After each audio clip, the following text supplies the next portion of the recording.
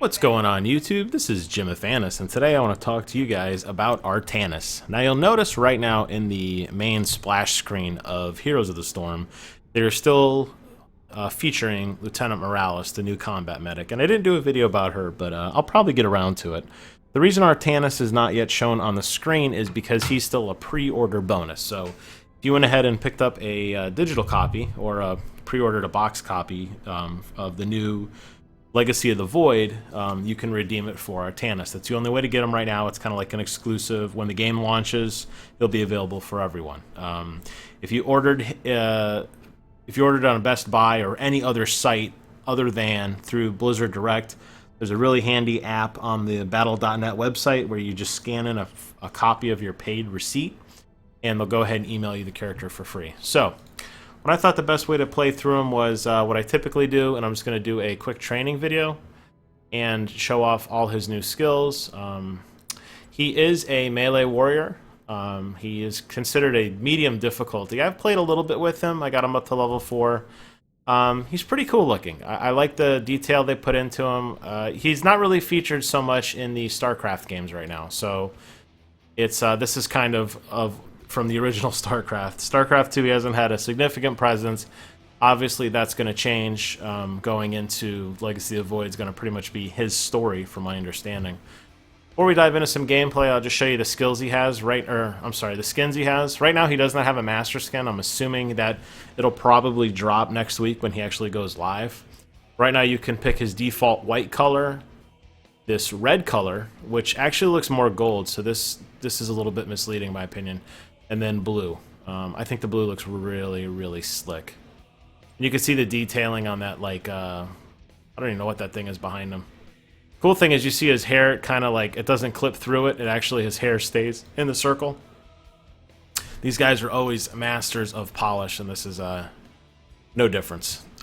He's got some abilities. I'll run through these quickly, and then we'll just jump right into some comp stomping, just so you could kind of see what he looks like in action. He's got the Blade Dash, and the Blade Dash is a unique ability. What it does is he dashes forward and hits all the enemies in his path, then stops for about a half a second, turns around, and comes back exactly to where he started. On the way back, you could see he obviously does more damage. There are some abilities to change that, but by default, it's weaker on the front end than on the back end. His next ability is Twin Blades. Twin Blades will allow you to attack twice immediately. This can also be perked up to attack 3 times immediately if you want, but the default ability is 2. This is pretty nice little burst damage. Phase Prism. This is what really makes him, in my opinion, one of the most unique characters. This is a very interesting ability. Phase Prism will deal a moderate amount of damage to an enemy and swap your position with theirs. So that works both ways. Obviously, they're coming to where you are, but you are going to where they are. So don't let it be misleading and like any kind of pull or tether that pulls an enemy to you, like Stitch's hook, for example. This is an absolute complete swap. It's got some very interesting mechanics that I've seen develop. We'll have to see how more people use this ability. You can port people on your side of the wall on defense. You can port an enemy and try to body block them if you have an opportunity to do so. It's very, very interesting. His trait is the Shield Overload. And if you take damage below a certain amount of health, you automatically get this shield. And as you attack more, your shield cools down. This is an extremely powerful ability. And this is what, in my opinion, makes him right now one of the toughest tanks. Surely because that shield just, when you start auto-attacking and you're, think about your basic attacks, think about this synergy with this. You start to see that this guy can sustain a pretty heavy amount of damage for a pretty long time. He's got 2 supers. His first is the Suppression Pulse, which fires a large beam down in the air from his ship, the Spear of Adun. And it deals and blinds enemies for 4 seconds. It's nice for the blinding part. Obviously, it's not really much in the way of damage. Has unlimited range, though, so you could be anywhere. You're on the other side of the Nexus, and they're about to crush your Nexus. Maybe this is a good plan to just drop it over there. Kind of up to you to decide. I find this significantly more defensively, obviously, than his Purifier Beam, which does do a pretty nice amount of damage. Now, this one targets an enemy with an orbital beam that just follows them around for 8 seconds. and again, unlimited range. It doesn't move very fast, so if they're like walking at just pretty much walking, the beam's going to lose track of them. When you can get a combination with Uther or anybody else who has a significant stun, this ability will wreck people. And if there are more than one enemy on top of each other, you could potentially hit more than one. So let's go ahead and just jump into some quick training, just so you can kind of see what what it's about, kind of what I think about him and his gameplay. I do like him a lot. As far as warriors go, I think right now he's arguably the tankiest. Again, it's only because of that overshield that he has. He doesn't seem to have as much health as other players. He doesn't have any auto healing like other players. But you'll notice that because his shield is tied into a cooldown, his shield does cool down as you begin to auto attack faster. He is definitely much better used on the front lines. Obviously, that's a tank. I mean, that just kind of goes without saying, but if you want that shield overload to proc often and early, you're really in your best interest to get up in the front lines and just keep smashing things. So I'll walk you through his abilities as they stand now. I suspect that later on they're going to nerf him a little bit in the shield department, but for now, let's just talk through him. His level 1 abilities, obviously level 1 isn't like ground-shattering abilities. Anything that has passive ability for any kind of character, I really do like. So I'm going to go with the Seasoned Marksman. So I'll just show you, I'll start off when the minions come. I'll kind of walk through his abilities. I don't know if I'll play the entire game or not. Maybe I'll get up to 10, show you one of the ultimates, and then I'll just drop out. We'll see. But I just wanted to show you a little bit in action how he works. So here's his Q ability. He dives in and dives back. And you see there is a small amount of time in which he's kind of like, he stops. So I'm going to show you the E ability now. Oh, I missed. That's the one thing that I'm not particularly fond of with his E ability. And I'm hoping that's something that they may fix later on. Right now, it's kind of hard to aim. I feel like at times, when you're trying to hit people, you have to almost like lead the shot because it's kind of this lobbing shot. And I actually had a hard time manipulating it, actually against real people. And I'm playing against bots who are basically going to walk up to me and die. We're playing on easy AI, we're going to push this lane, no problem at all.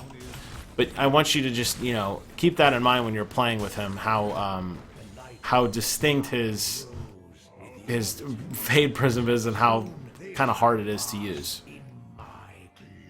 So let's see if we can get... Here's Uther's down here. Let's see if we can pull this off this time. I'm going to throw it at Tychus. There we go.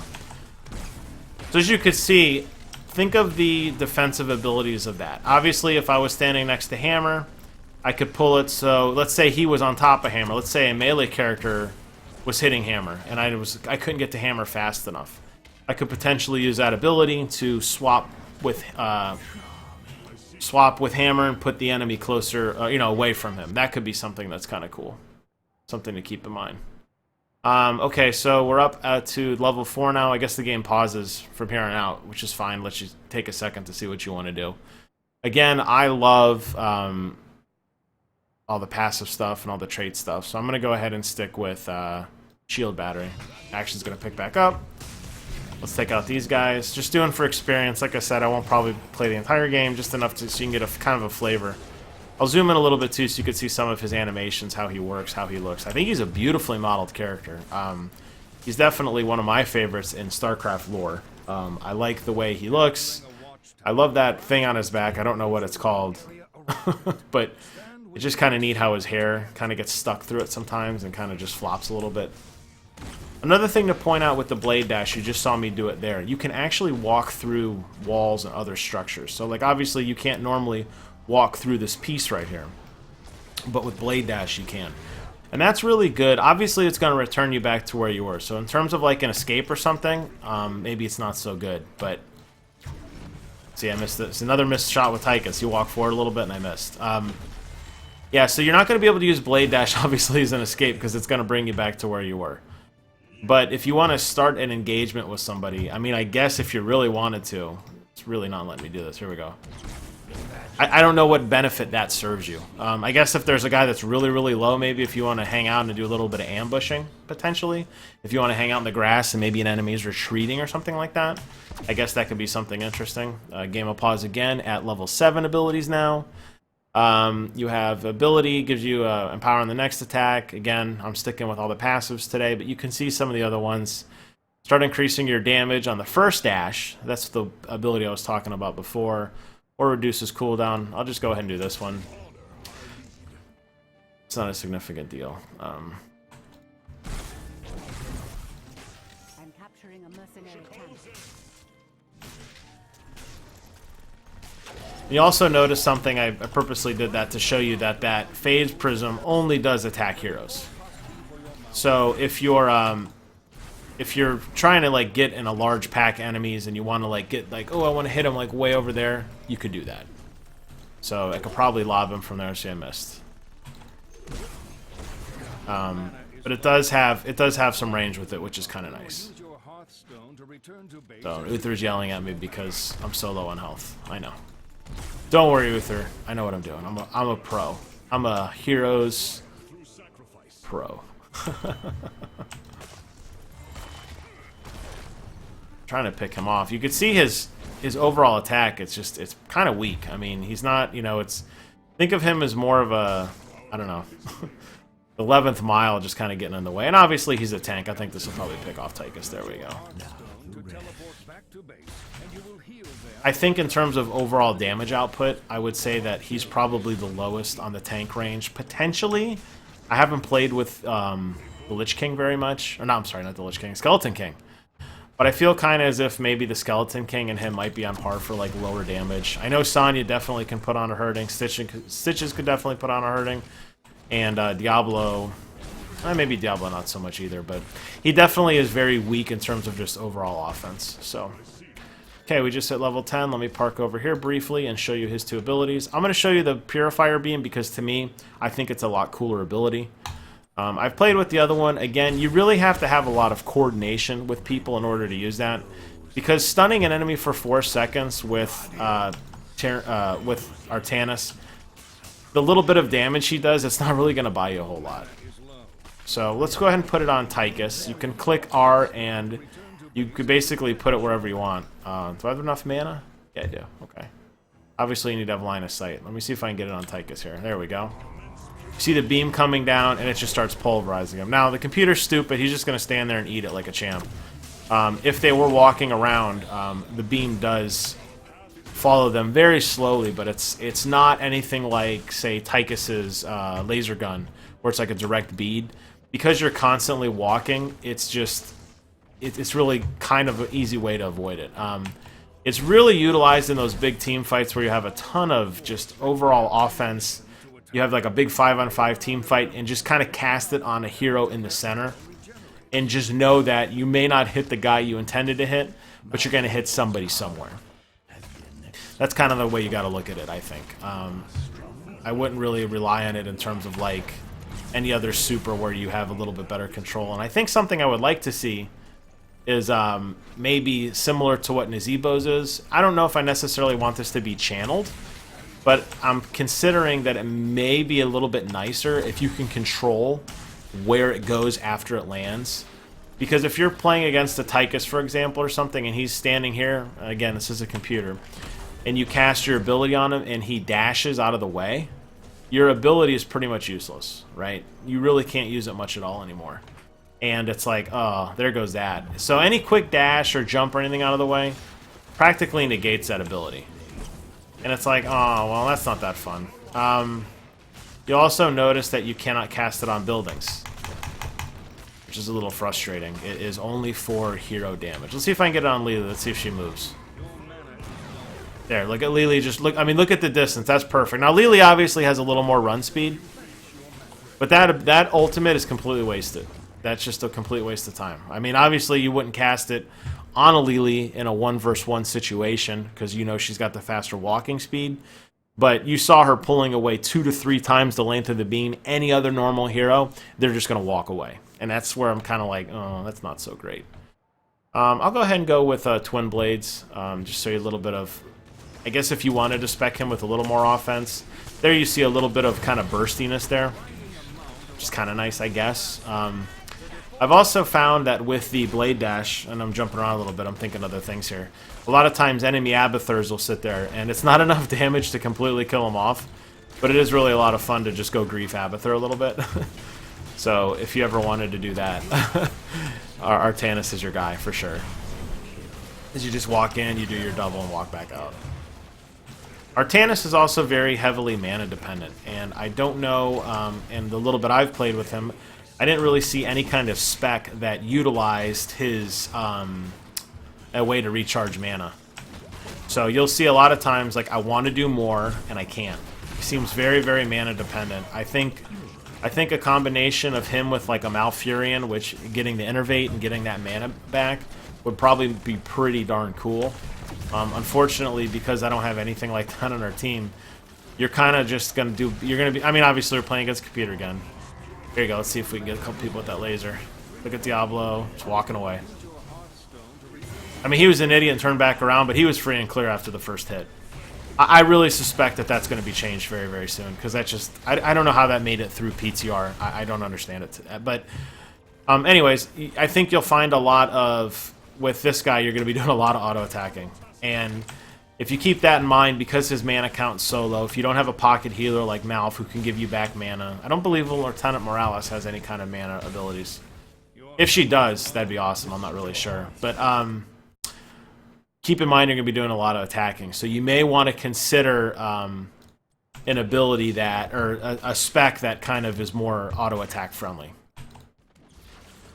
I mean, even here, we're level 16, and I'm using my abilities. By now, most other heroes would probably be swapping out, you know, taking out those guys almost in a complete, like, one swoop with the ads, and I can't yet. So, you can see where he's really not that strong. And I was going to not finish the whole game, but I'm just yapping away, and we're pretty much over here. We got him right at the right to the brink, but... It's just a computer. I mean, he's obviously not this OP in normal gameplay, but just gives you an idea kind of what he's capable of. And I think overall, I would say he's in a really good place. I think really his Phase Prism ability is what's going to set him apart from all the other heroes in the game. Just so you can see kind of some of the stats I've been doing. I mean, hero damage, obviously as a tank, what would you expect? Keep in mind we're playing against idiot bots who are attack friendly, so this hero damage is going to be greatly exaggerated because these guys are going to attack to their final breath. So, but you could see where he ranks among everybody else, pretty much, you know, ass out of nowhere. For some reason, my teammates are doing a lot better than theirs, potentially because, I don't know, we're doing better engagements. It's kind of funny that, you know, like a Diablo's only doing 2,000. I mean, it's, I don't know, it's practice. What do you want? Anyways, let me see if I can get his dance to work. I think he's got his dance programmed in. Oh, I got on mountain first. That is some pretty slick dancing right there, my friend. We'll do it one more time. I mean, that right there. If that isn't reason enough to pre-order Heroes of the Storm, I don't know what is. Not Heroes of the Storm. Legacy of the Void. I don't know what is. So anyways, that's my 101 on Artanis. I think he's a cool guy. He's got a little bit of work to do, but you know, we'll see where he ends up after he's out in the wild for a little bit longer. As everybody's aware, most characters in Diablo, I can't even talk today.